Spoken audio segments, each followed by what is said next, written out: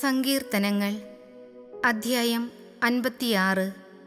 ഞാൻ നിർഭയനായി ദൈവത്തിൽ ആശ്രയിക്കും.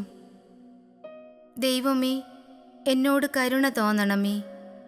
മനുഷ്യർ എന്നെ ചവിട്ടി മെതിക്കുന്നു. ദിവസം മുഴുവനും ശത്രുക്കൾ എന്നെ പീഡിപ്പിക്കുന്നു. ദിവസം മുഴുവനും എൻ്റെ ശത്രുക്കൾ എന്നെ ചവിട്ടി മെതിക്കുന്നു.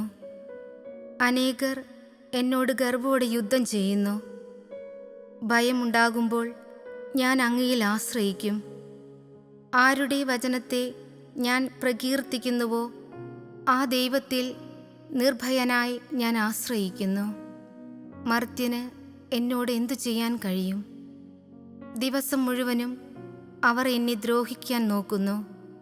അവരുടെ ചിന്തകൾ അത്രയും എങ്ങനെ എന്നെ ഉപദ്രവിക്കാമെന്നാണ്. അവർ കൂട്ടം കൂടി പതിയിരിക്കുന്നു. അവർ എൻ്റെ പ്രാണനു വേണ്ടി പതിയിരുന്ന് എൻ്റെ കാലടികളെ നിരീക്ഷിക്കുന്നു. അവരുടെ അകൃത്യത്തിന് തക്ക പ്രതിഫലം നൽകണമേ.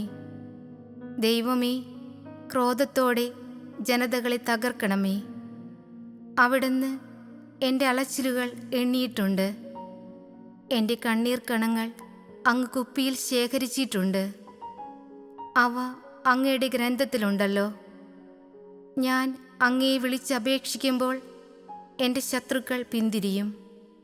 ദൈവം എൻ്റെ പക്ഷത്താണെന്ന് ഞാൻ അറിയുന്നു.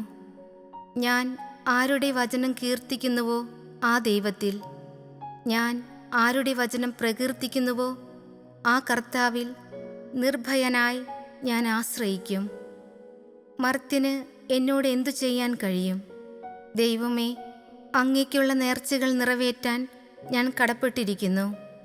ഞാൻ അങ്ങേക്ക് കൃതജ്ഞതാബലി അർപ്പിക്കും.